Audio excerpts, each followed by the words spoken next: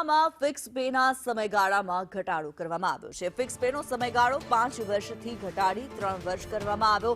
ભાવનગર મનપાના મોટા નિર્ણયથી કર્મચારીઓમાં ખુશી વ્યાપી છે। રાજ્ય સરકાર અને મનપામાં ફિક્સ પે પીરિયડ 5 વર્ષનો છે, ત્યારે અગાઉ અનેક વાર રજૂઆતો કરવામાં આવી હતી, ત્યારે જે પ્રમાણે ફિક્સ પેમાં 2 વર્ષનો જે ઘટાડો કરવામાં આવ્યો છે, જે સમયગાળો છે 5 વર્ષથી ઘટાડી 3 વર્ષ કરી દેવામાં આવ્યો છે। ભાવનગર મનપાના કર્મચારીઓને મોટી જીત મળી છે।